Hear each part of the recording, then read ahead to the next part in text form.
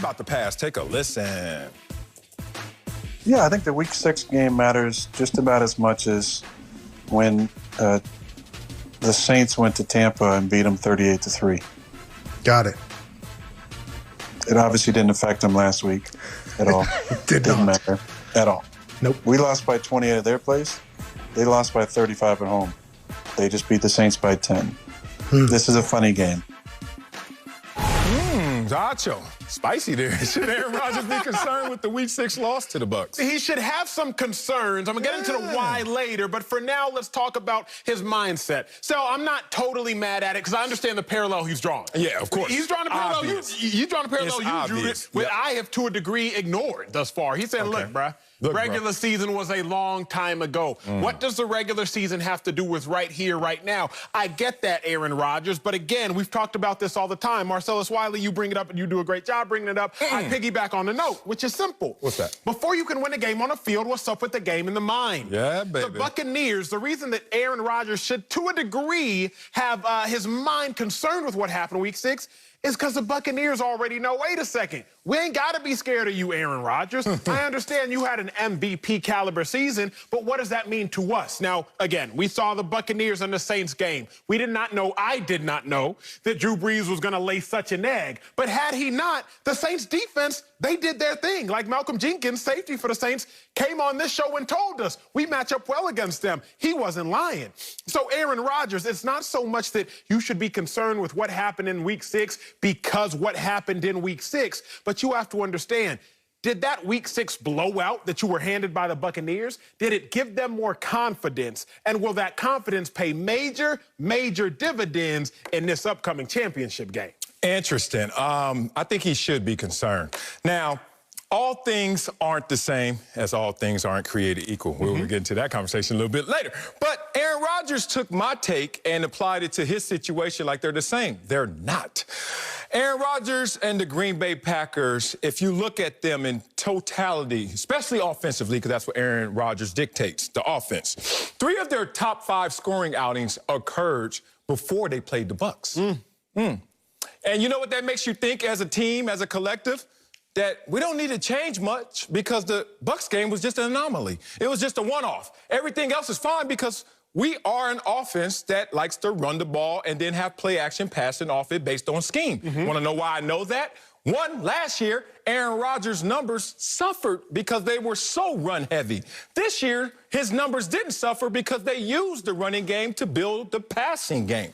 So, Aaron Rodgers, this is not the same as the Tampa Bay Bucs versus New Orleans Saints. Remember, no continuity for the Tampa Bay Bucs. Week 1, they get smacked. Week 9, they get smacked. Then they come to a head. They come to meeting and say, look, we got to change how we play. We got to change our pre-snap reads. We have to change our pre-snap motion. We have to run the ball more, play more complementary football. They changed how they play. Green Bay Packers, according to this confidence level and according to the resume, are not changing how they play. So if you're going to do the same thing, how do you expect a different result? Doesn't that sound like the definition of insanity? Oh, so I'm not saying Aaron Rodgers is insane, but be careful saying that, hey, what we did is going to be fine against this team. This team is different. They changed what they did against the Saints. That's why they were able to beat the Saints. Or Green Bay, are they going to change their things that they do that lost the game to the Bucs? I love what you're talking about, and I want to take it just one step further. Aaron Rodgers, he shouldn't be concerned that the Buccaneers beat them.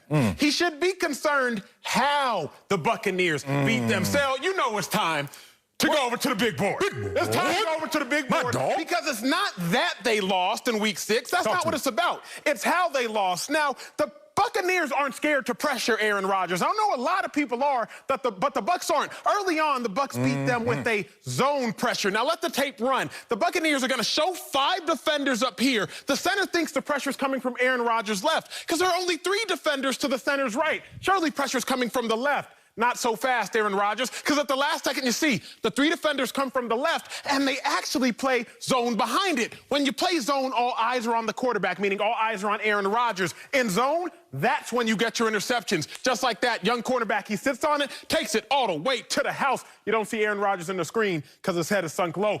Now, the second time, they use a man pressure. Just beat him with zone pressure. Now I'm going to show you a man pressure. If you let the tape run, you'll see the 3 defenders, which you know are actually going to blitz. Now, you're going to see those 3 defenders. Linebacker up top, 2 outside backers. You know they're coming. Aaron Rodgers knows it. But the Bucs aren't scared to play man. That's Davante Adams. He's manning up. Now, you don't get picks in man. You get pass breakups. But every now and then, a pass breakup, it turns into a pick. Pass breakup into a pick, and he's going all the way back, not to the house, but to the 2-yard line, turns into a touchdown just like that. Buccaneers, 5th in the NFL in bringing pressure. Look at what pressure has done to Aaron Rodgers. Against everybody else, Aaron Rodgers, 72% completion percentage. Bucs, 45. Against everybody else, Aaron Rodgers, 50 touchdowns, 3 picks. Bucs, no touchdowns, 2 picks. Against everybody else, only 4 pressures a game. But the Bucs, they're not scared of Aaron Rodgers. 12 pressures a game. It's not that the Bucs beat him. It's how they beat him, Marcellus. That's why I think Rodgers should be a little bit concerned. My dog killed it right there. Exactly. Leading me right into this layer of the conversation. And that's the fact that apples to apples comparison, as I talked about in my first lap, not the same in this situation. You want to know a big factor why the Bucs were able to get to Aaron Rodgers was the pressure that they were applying to Aaron Rodgers. They blitzed Aaron Rodgers the entire game 31% of the time, which was a season high against Aaron Rodgers. But in the first 3 quarters, 50% of the time.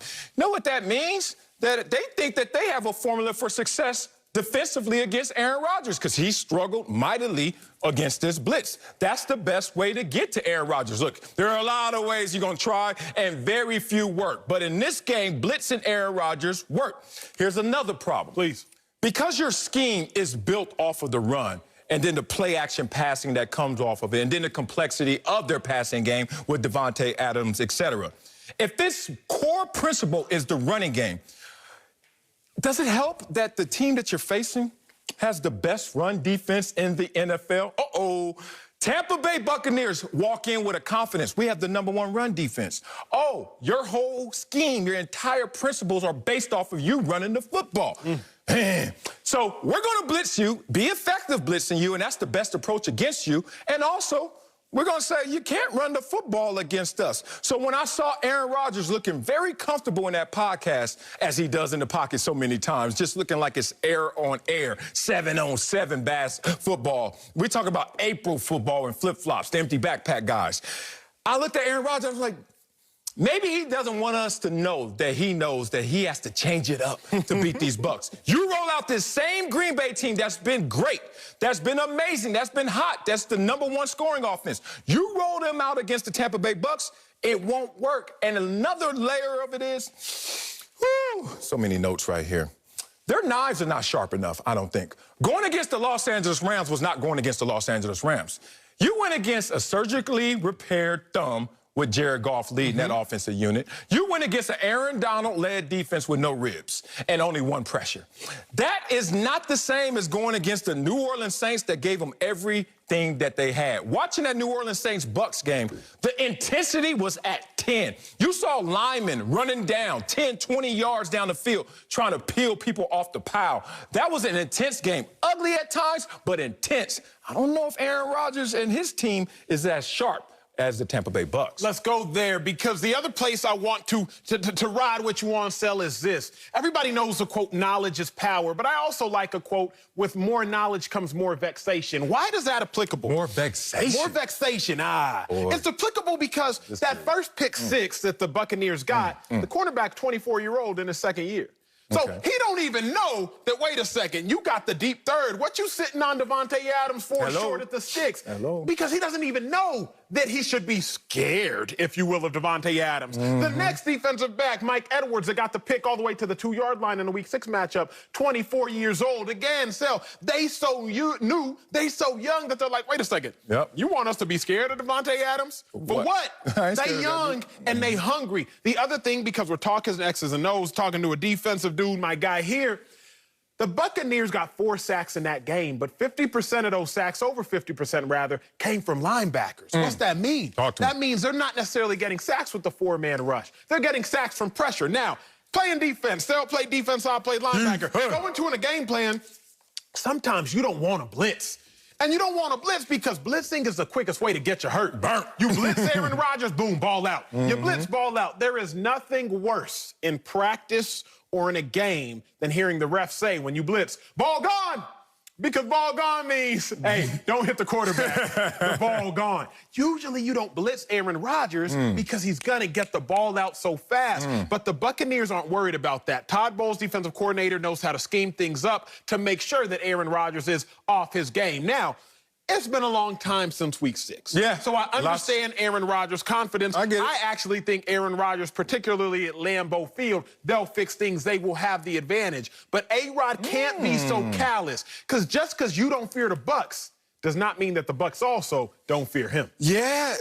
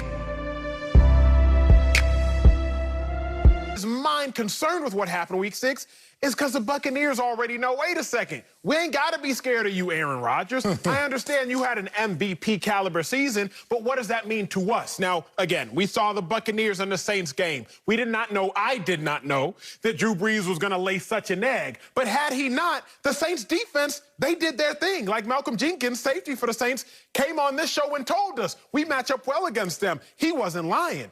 So Aaron Rodgers, it's not so